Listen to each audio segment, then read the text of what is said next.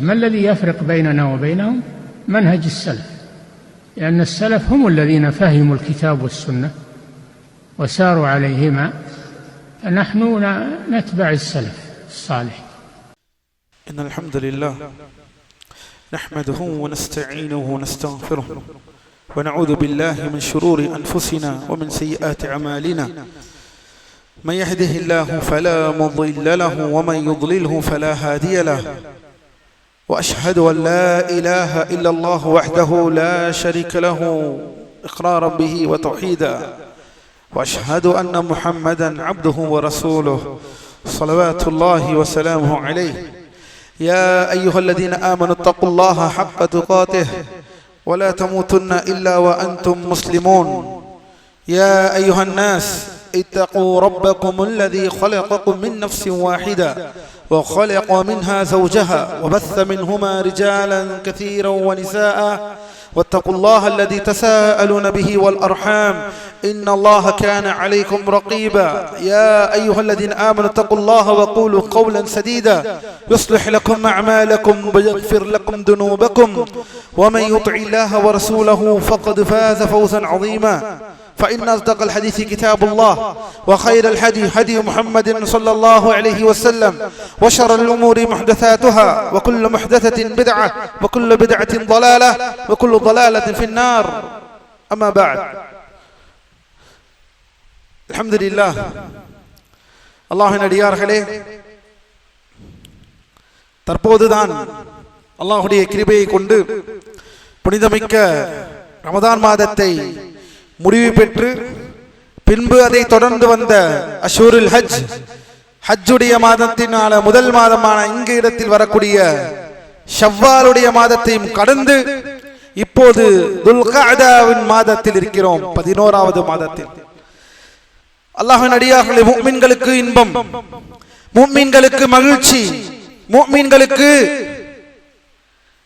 இன்பச் செய்திகளையும் இன்பமான நேரங்களையும் அல்லாஹ் நமக்கு வழிவகையாக்கி தந்திருக்கிறான். அதில் மிக முக்கியமானது அல்லாஹ்வின் அடியார்களே, இதோ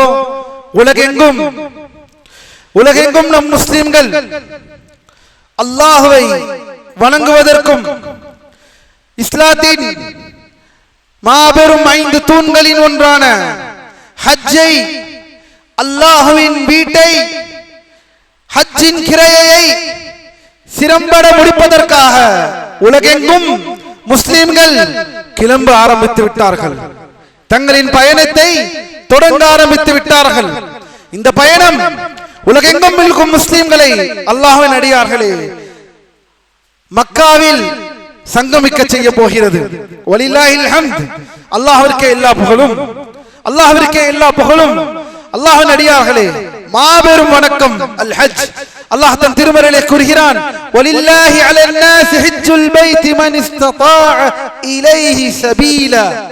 அல்லாஹ் தன் திருமறையிலே கூறுகிறான், வலில்லாஹ், அல்லாஹ்விற்காக, வலில்லாஹ், அல்லாஹ்விற்காக இந்த ஹஜ், அலன் நாஸ், மனிதர்களின் மீது, அல்லாஹ்விற்காக, ஊரிற்காக அல்ல, சமூகத்திற்காக அல்ல, மக்களுக்காக அல்ல, வலில்லாஹி அலன் நாஸ் ஹஜ்ஜுல் பைத், மனிதர்களின் மேல் அல்லாஹ்விற்காக ஹஜ் செய்வது.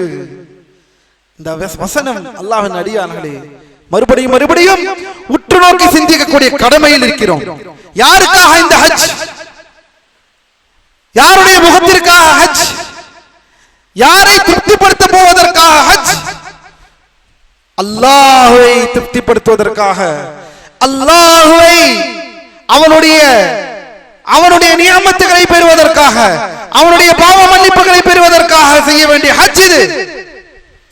அதை விட்டுவிட்டு அல்லாஹ்வின் அடியார்களே, இவ்வளவு பெரிய இந்த வணக்க வழிபாட்டில் முகஸ்துதிகளை சேர்த்து விடாதீர்கள். மக்களின் பெருமைகளை வாங்கிக் கொள்ளாதீர்கள். மக்கள் உங்களை புகழ வேண்டும், நீங்கள் ஹஜ் செய்ய போகிறீர்கள் என்று மக்கள் உங்களை புகழ்ந்து பேச வேண்டும், நீங்கள் ஹஜ்ஜை செயல் போகிறீர்கள் என்று அல்ல. அல்லாஹ்வின் அடியார்களே, ஒரு விஷயத்தை கவனித்துக் கொள்ளுங்கள். வணக்கத்தை பொறுத்தவரை அல்லாஹ் அடியார்களின் தேவையிலிருந்து அப்பாற்பட்டவன். நீங்கள் செய்யக்கூடிய எந்த நன்மையான செயலோ அல்லது நீங்கள் அல்லாஹ்விற்கு மாறுபடுத்தக்கூடிய செயலோ எதுவும் அவனை தீண்டாது. உங்களுடைய வணக்கங்கள் யாவும் உங்களுக்கு.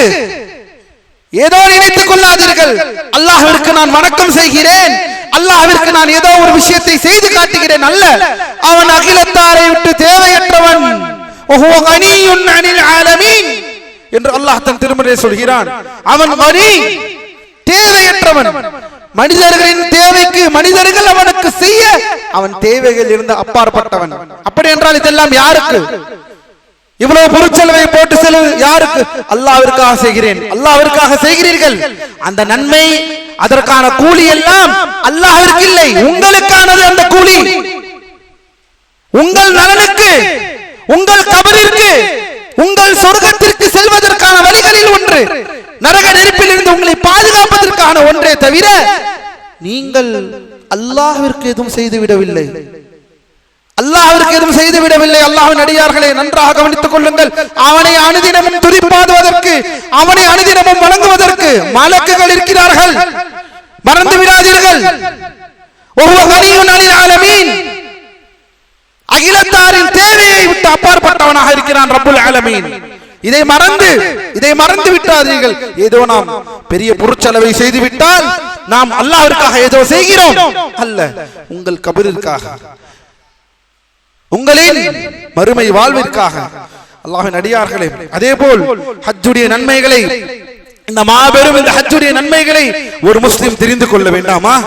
ஒரு முஸ்லிம் புரிந்து கொள்ள வேண்டாமா? எப்படிப்பட்ட ஹஜ்? ஹஜ் எந்தெந்த விஷயங்களை நமக்கு வழி தருகிறது அல்லாஹ்வின் அடியார்களே? முதல் விஷயம் சொன்னால், சொர்க்கத்திற்கு நுழைய வைக்கக்கூடியது ஹஜ். அல்லாஹ்வுடைய ரஹ்மத்தினால் இந்த சொர்க்கத்திற்கு நுழைய வைக்கக்கூடியது ஹஜ் என்பதை நாம் கவனித்துக் கொள்ள வேண்டாமா? அல்லாஹ்வின் தூதர் ஸல்லல்லாஹு அலைஹி வஸல்லம் அவர்கள் சொல்கிறார்கள், ஹஜ்ஜுல் மப்ரூர் லைஸ லஹு ஜஸா இல்லல் ஜன்னah. ஏற்றுக்கொள்ளப்பட்ட ஹஜ்ஜிற்கு சொர்க்கத்தை தவிர வேறு எந்த கூலியும் இல்லை. ஏற்றுக்கொள்ளப்பட்ட ஹஜ், ஹஜ்ஜுல் மப்ரூர் என்று சொல்வோம். அதனால்தான் ஹஜ் செய்பவர்களை பார்த்தால் நாம் செய்யக்கூடிய துஆ, அதிகமாக உலமாக்கள் சொல்லக்கூடிய ஒரு துஆ, அல்லாஹ்வின் தூதர் ஸல்லல்லாஹு அலைஹி வஸல்லம் இந்த வார்த்தையை பயன்படுத்தினார்கள், ஹஜ் அல் மப்ரூர். அல் ஹஜ்ஜுல் மப்ரூர். அல் ஹஜ்ஜுல் மப்ரூர் என்றால் என்ன? உலமாக்கள் சொல்கிறார்கள், பல விளக்கங்களை விளக்குகிறார்கள். ஒவ்வொரு முஸ்லிமும் என்னுடைய ஹஜ் அல் ஹஜ்ஜுல் மப்ரூராக இருக்க வேண்டாமா என்ற எண்ணம், என்ற ஆசை இதை நோக்கி நகர வேண்டும். அப்படி என்றால் என்ன? அல் ஹஜ்ஜுல் மப்ரூர், ஏற்றுக்கொள்ளப்பட்ட ஹஜ். ஏற்றுக்கொள்ளப்பட்ட ஹஜ். அவர்களின் ஹஜ்ஜில் முகஸ்துதியோ, அசிங்கங்களையோ, அனாச்சாரங்களையோ, பாவங்களையோ எதையும் கலக்காமல் செய்யக்கூடிய ஹஜ் தான் அல் ஹஜ் அல் மப்ரூர். அல்லாஹ் நம் அனைவர்களுக்கும் அல் ஹஜ்ஜுல் மப்ரூரின் பாக்கியத்தை தந்தருள் புரிவானாக. ஆமீன். அல்லாஹ்வின் அடியார்களே, கவனியுங்கள். மேலும் இந்த ஹஜ் என்பதுடைய நன்மைகளில் ஒன்று, பாவங்கள் மற்றும் தவறுகள் மன்னிக்கப்படுகின்றன. பாருங்கள், முதலில் சொர்க்கத்திற்கு நுழைய வைக்கின்றது. அல்லாஹ்வின் தூதர் ஸல்லல்லாஹு அலைஹி வஸல்லம் சொல்கிறார்கள், ஹஜ்ஜுல் மப்ரூருக்கு சொர்க்கத்தை தவிர வேறு எதுவும் இல்லை. அதேபோல் பாவங்கள் மற்றும் தவறுகள் மன்னிக்கப்படுகின்றன. எப்படி மன்னிக்கப்படுகின்றன? கவனியுங்கள். அல்லாஹ்வின் தூதர் ஸல்லல்லாஹு அலைஹி வஸல்லம் சொல்கிறார்கள், மன் ஹஜ்ஜல் பைத ஃபலம் யர்ஃபுஸ் வலம் யஃப்சுக் ரஜஅ கயௌமி வலதத்து உம்முஹு. கவனியுங்கள், இந்த ஹதீஸை கவனியுங்கள். யார் இந்த கஅபாவின் ஆலயத்திற்கு வந்து அல்லாஹ்விற்காக ஹஜ்ஜை செய்து அசிங்கமான பேச்சுகளை பேசாமல், கவனியுங்கள், அசிங்கமான பேச்சுகளை பேசாமல், பாவச் செயல்களில் கலந்து கொள்ளாமல் யார் இந்த ஹஜ்ஜை செய்கிறாரோ அவரை பெற்றெடுத்த அவர் தாய் அவரை பெற்றெடுத்த நாளில் எப்படி பிறப்பாரோ ஒன்றுமே இல்லாமல் அதே போல அவர் திரும்பி செல்வார். இதுதான் நிறைய பேர் செல்வார்கள். அல்லாஹ்வின் அடியார்கள் ஹஜ் செய்தால் பிறந்த குழந்தையாக வந்து விடுவார்கள். எப்படி வருவார்கள்? பிறந்த குழந்தை என்றால் எப்படி வருவார்கள்? அவர் அந்த ஹஜ்ஜில் அல்லாஹ்விற்காக, அந்த ஹஜ் அல்லாஹ்விற்காக அமைந்திருக்க வேண்டும். அதில் செய்யப்பட்ட செயல்கள் யாவும் சரியான முறையில் சுன்னாவின் முறையில் அமைந்திருக்க வேண்டும். அதில் பித்அத் கலக்காமல் இருக்க வேண்டும். பாவச் செயல்கள், அசிங்கமான பேச்சுகள், ஏனெனில் நாம் இஹ்ராமில் இருக்கிறோம். இஹ்ராமில் இருக்கும் பொழுது உடலுறவு ஹராம். இஹ்ராமில் இருக்கும் பொழுது இச்சையான செயல்களை செய்ய தூண்டக்கூடிய செயல்களை பேசுவது, அதன்பால் நடப்பது அல்லது நம் மனைவிகளை தூண்டுவது, இது அனைத்தும் ஹராம். அதனால் தான் அல்லாஹ்வின் தூதர் ஸல்லல்லாஹு அலைஹி வஸல்லம் அவர்கள் சொன்னார்கள், அசிங்கமான இச்சையை ஊட்டக்கூடிய செயல்களை பேசுவதோ செயல்படுவதோ இல்லாமல், பாவச் செயல்களை பேசாமல் செயல்படுத்துவதோ இல்லாமல் அல்லாஹ்விற்காக ஒருவர் ஹஜ் செய்தால் அவர் தன் தாய் தன்னை பிறக்கும் பொழுது பெற்றெடுத்த பிள்ளை போல் அவர் ஊருக்கு திரும்பி வருவார். அல்லாஹ்வின் அடியார்களே, இந்த நிலையை அல்லாஹ் நமக்கு ஏற்படுத்தி தருவானாக. இன்னும் எத்தனை நன்மைகள் இந்த ஹஜ்ஜிற்கு, இன்னும் எத்தனை நன்மைகள் ஹஜ் செயல்களில் மிக உயரிய அந்தஸ்தில் இருக்கிறது. அல்லாஹ்வின் தூதர் அவர்களிடம் ஒரு முறை கேட்டார்கள், அல்லாஹ்வின் அடியார்களே, நபி அவர்களிடம் செயல்களில் சிறந்தது எது என்று கேட்கப்பட்டது. அல்லாஹ்வின் தூதரிடம் செயல்களில் சிறந்தது எது என்று கேட்கப்பட்டது. அதற்கு சொல்கிறார்கள் அல்லாஹ்வின் தூதர் ஸல்லல்லாஹு அலைஹி வஸல்லம், ஈமானு பில்லாஹி வ ரசூலிஹி, அல்லாஹ்வையும் அவனது தூதரையும் ஈமான் கொள்வது. பின்பு அதற்கு அல்லாஹ்வின் தூதர் ஸல்லல்லாஹு அலைஹி வஸல்லம் சொல்கிறார்கள், அல்லாஹ்வின் பாதையில் அறப்போர் புரிவது, ஜிஹாதை புரிவது, ஆட்சியாளர் கீழ் இருக்கக்கூடிய ஒரு முஸ்லிம் ஆட்சியாளர் கீழ் அறிவிக்கப்பட்ட அந்த ஜிஹாதில் தங்களை இணைத்துக் கொள்வது. அடுத்தது என்ன என்று கேட்டார்கள். அதற்கு அல்லாஹ்வின் தூதர் ஸல்லல்லாஹு அலைஹி வஸல்லம் சொன்னார்கள், அல் ஹஜ் அல் மப்ரூர். பாருங்கள், அல்லாஹ்வையும் அல்லாஹ்வின் தூதரையும் ஈமான் கொள்வது, இதற்கு அடுத்தது அறப்போடு புரிவது, மூன்றாவது சிறந்த செயல்களில் ஒன்று ஹஜ்ஜை செய்வது. எந்த அந்தஸ்தில் இருக்கிறது அல்லாஹ்வின் அடியார்களே, எந்த அந்தஸ்தில் இருக்கிறது. மேலும் பாருங்கள் அல்லாஹ்வின் அடியார்களே, துஆக்கள் அங்கீகரிக்கப்படுவதற்கான காரணங்களில் ஒன்று ஹஜ். துஆக்கள், நாம் கேட்கக்கூடிய துஆக்கள், நம்மிடம் துஆக்களே இல்லையா? நாம் எல்லாம் துஆக்கள் இல்லாமல் வாழ வேண்டிய எல்லா நோக்கங்களையும், எல்லா உயர்ந்த நோக்கங்களையும் இந்த பூமியில் அடைந்து விட்டீர்களா? உங்களுக்கு என்று துஆக்களே இல்லையா? உங்களுக்கு என்று ஆசைகளே இல்லையா? உங்களுக்கு என்று எந்த விதமான தனிப்பட்ட துஆக்கள் அல்லாஹ்விடம் கேட்க வேண்டும், அது எனக்கு நடக்க வேண்டும் என்ற ஒரு வாழ்க்கை உங்களிடம் இல்லையா? அந்த துஆக்கள் அங்கீகரிக்கப்பட வேண்டும் என்றால் அதற்கு ஒரு வழிகளில் ஒன்று அல் ஹஜ் என்று அல்லாஹ் தூதர் ஸல்லல்லாஹு அலைஹி வஸல்லம் எவ்வாறு சொல்கிறார்கள் பாருங்கள். அல்லாஹ்வின் பாதையில் அறப்போர் புரிபவர், ஹஜ் செய்பவர் மற்றும் உம்ரா செய்பவர் ஆகியோர் அல்லாஹ்வின் விருந்தினர்கள். 3 பேர். அல்லாஹ்வுடைய பாதையில் அறப்போர் புரிபவர், ஹஜ் செய்பவர், உம்ரா செய்பவர்கள். இவர்கள் 3வரும் அல்லாஹ்வின் விருந்தினர்கள். அவர்கள் அவரிடம் கேட்டார்கள், அவர்கள் அல்லாஹ்விடம் கேட்டார்கள், அல்லாஹ் அதற்கு பதிலளித்தான். யார் கேட்டார்கள்? ஹஜ் செய்பவர்கள். இதில் இன்னொருவரும் வருகிறார்கள், உம்ரா செய்பவரும் இதில் வருகிறார்கள். உம்ரா செய்பவர்களும் இதில் அடங்கிக் கொள்கிறார்கள். அவர்கள் கேட்கிறார்கள், அல்லாஹ் அதற்கு பதிலளிக்கிறான். அல்ஹம்துலில்லாஹ். அல்லாஹ்வின் அடியார்களே, எப்போது இந்த நன்மைகளை நாம் அடைய போகிறோம்? எப்போது நம் நன்மையை அடைய போகிறோம்? இன்னும் தெரியுமா அல்லாஹ்வின் அடியார்களே, ஹஜ் நிலையில், இஹ்ராமுடைய நிலையில் மரணித்தவருடைய நிலை என்ன? இஹ்ராம் நிலையில் கவனியுங்கள், எவர் தனது இஹ்ராம் நிலையில் மரணிக்கிறாரோ அவர் மறுமை நாளில் தல்பியா சொல்லிக் கொண்டிருப்பவராக அல்லாஹ் எழுப்புவான். எந்த லப்பைக் அல்லாஹும்ம லப்பைக் என்று ஒவ்வொரு நேரமும் நீங்கள் லப்பைக் என்ற அந்த தல்பியாவை சொல்லிக் கொண்டு நீங்கள் இருக்கக்கூடிய அந்த நேரத்தில் உங்களை மரணம் வந்து அடைந்து விடுகிறது. உங்களுக்கு மரணம் வந்து விடுகிறது. இஹ்ராம் நிலையில் மரணிப்பவரை அல்லாஹ் அந்த தல்பியாவை கூறிக்கொள்பவராக மறுமையில் அவர்களை எழுப்புவான். அல்லாஹ்வின் அடியார்களே, நமக்கெல்லாம் ஒரு ஹதீஸ் தெரியும், கேள்விப்பட்டிருக்கிறீர்களா? எந்த மனிதன் எந்த செயலில் மரணிக்கிறானோ அந்த செயலை செய்பவனாக அவன் எழுப்பப்படுவான், அந்த செயல்களை கொண்டு அவன் அடையாளப்படுத்தப்படுவான் என்றெல்லாம் மார்க்கத்தில் வந்துள்ளது.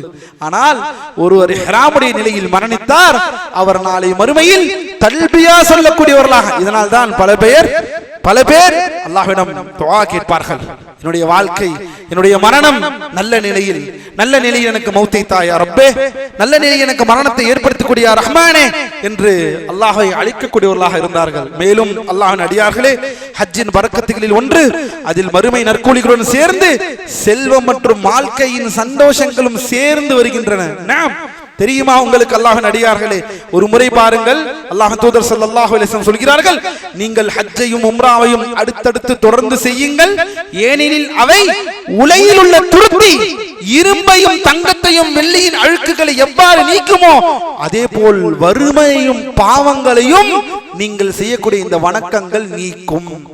எது உலகில் உள்ள தங்கத்தின் வெள்ளியின் அழுக்குகளை எவ்வாறு அந்த உரத்தி நீக்குமோ, பட்டறையில் வேலை செய்பவர்களிடம் கேட்டால் சொல்வார்கள், எப்படி அந்த அழுக்கை நீக்குமோ அதே போல் நீங்கள் செய்யக்கூடிய இந்த வணக்கங்கள் உங்கள் பாவங்களையும் உங்கள் வறுமையையும் நீக்கும். வறுமையை நீக்குமா? ஆம். ஆனால் வணக்கம் இல்லாமல்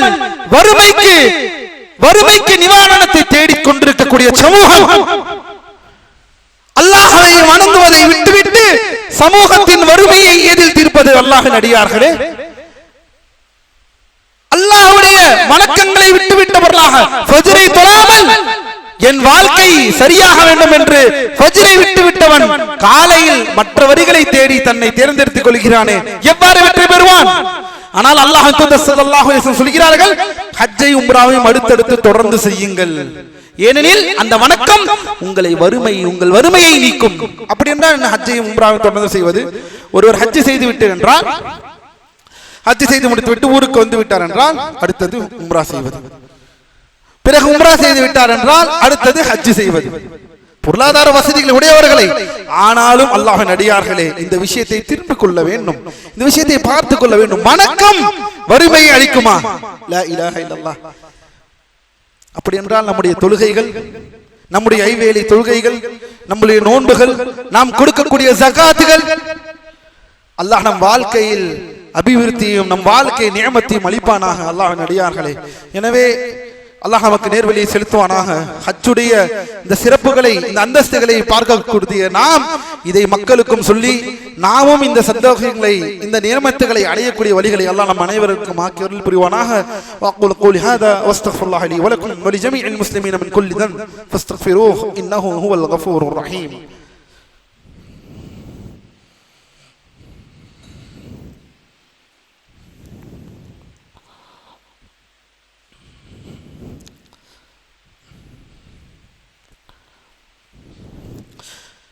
الحمد لله على إحسانه والشكر له على توفيقه وامتنانه واشهد أن لا إله إلا الله وحده لا شريك له تعظيما لشأنه واشهد أن محمدا عبده ورسوله صلوات الله وسلامه عليه.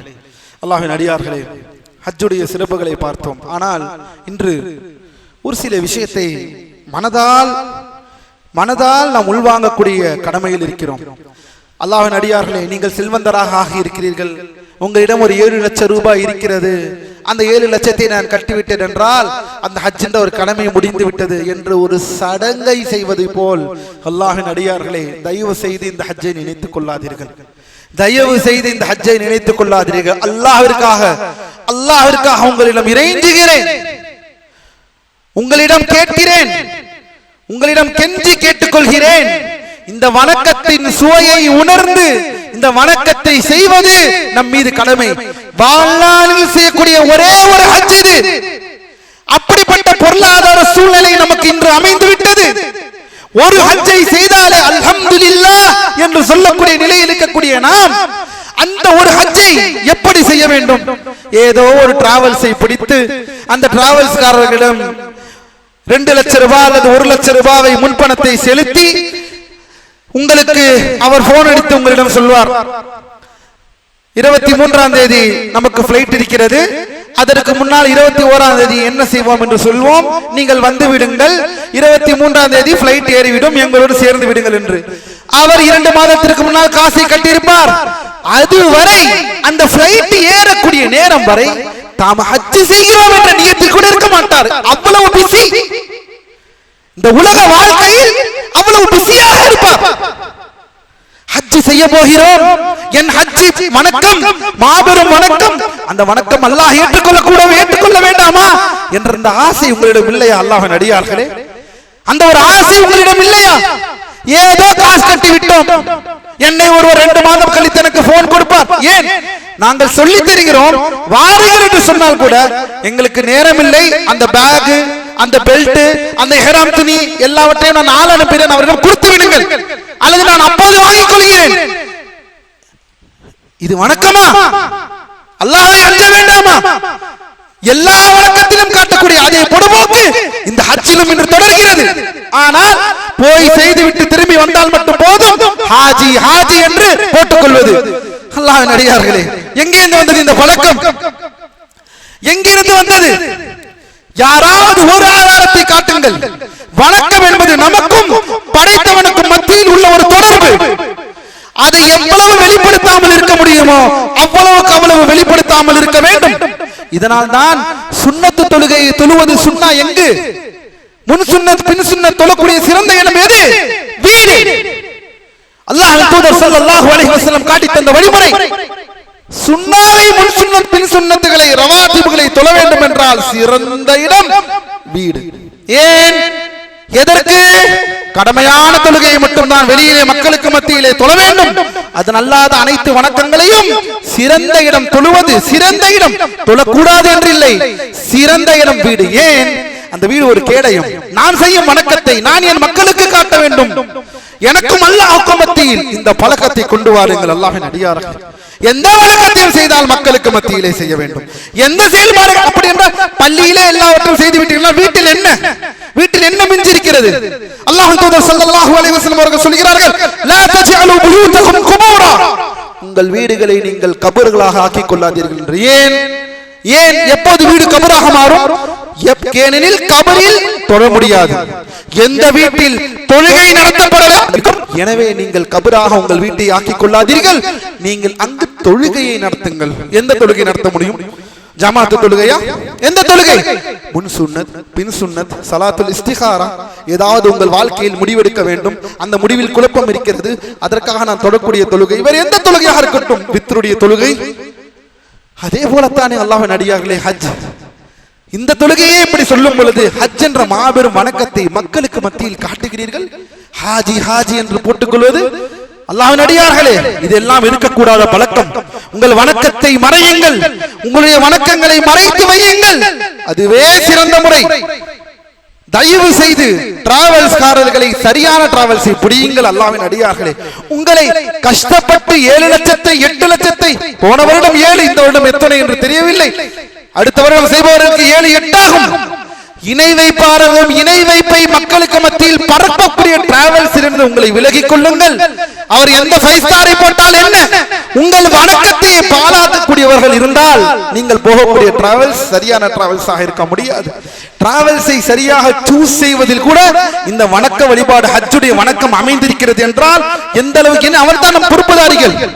நாமும் படிப்பதில்லை, நமக்கு கல்வி தருபவராவது சரியான முறையில் இருக்க வேண்டும். இரண்டுமே இல்லை. எப்படி ஒரு ஹஜ் சரியான ஹஜ்ஜாக அமைய முடியும்? அது என்ன சாதாரண வணக்கமா? அல்லாஹ் நம்மை நேர்வழியிலே செலுத்துவானாக. தௌஹீதை, தௌஹீத் சிந்தனையை, ஏகத்துவத்தை, அல்லாஹ்விற்கு இணை வைக்காமல் இருக்க வேண்டும்.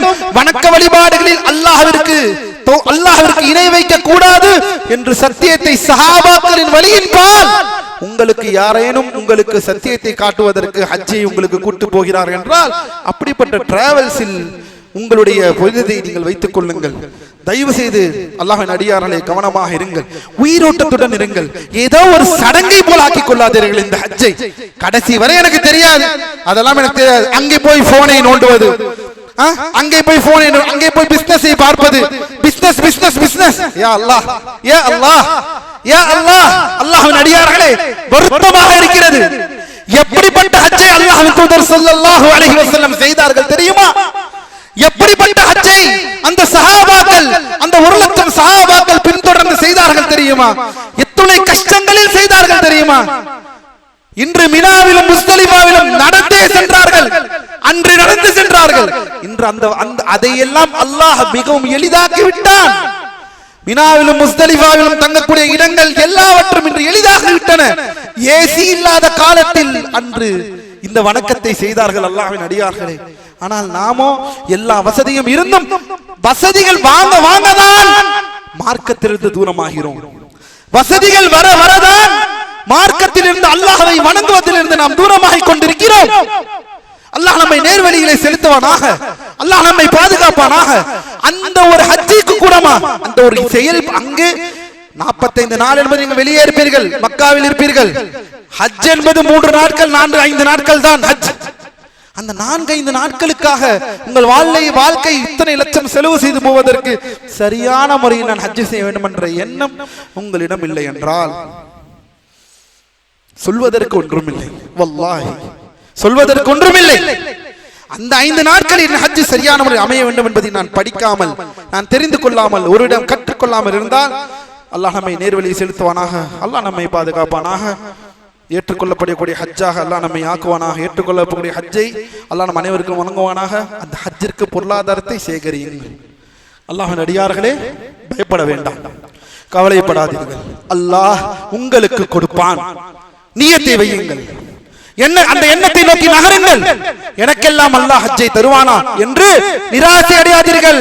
லா தக்னது மிர் ரஹ்மத்தில்லாஹ், அல்லாஹ் தன் திருமறையிலே சொல்கிறான், என் ரஹ்மத்திலிருந்து நீங்கள் நிராசை அடையாதீர்கள். கவலை வேண்டாம், கவலை வேண்டாம், இன்றிலிருந்து சேகரியுங்கள். உங்களுக்கு வரக்கூடிய அல்லாஹ் உங்களுக்கு தரக்கூடிய அந்த ரிஸ்கில் இருந்து ஒரு பகுதியை சேகரியுங்கள்.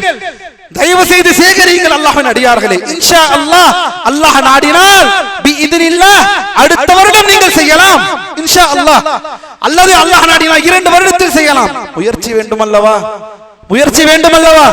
அல்லாஹ் நம்மை நேர்வழியை செலுத்துவானாக. பணம் இருந்து இதை செய்பவர்களுக்கு ஏற்றுக்கொள்ளப்படும் ஹஜ்ஜை வழங்குவானாக. நமக்கும் அந்த பொருளாதாரத்தை வழங்கி அருள் புரிவானாக. அல்லாஹ் நம்மை நேர்வழியை செலுத்துவானாக. அல்லாஹ்வின் அடியார்களே, இன்னல்லாஹ வ மலாயிகத்தஹு யுஸல்லூன அலன் நபி يا أيها الذين آمنوا صلوا عليه وسلموا تسليما عباد الله إن الله يأمركم بالعدل والإحسان وإيتاء ذي القربى وينهى عن الفحشاء والمنكر والبغي يعظكم لعلكم تذكرون فاذكروا الله يذكركم واشكروه على نعمه يزيدكم ولذكر الله أكبر والله يعلم ما تصنعون. بيننا وبينكم السلف، بيننا وبينكم الكتب. كان أحمد يقول البدع بيننا وبينكم الجنائز.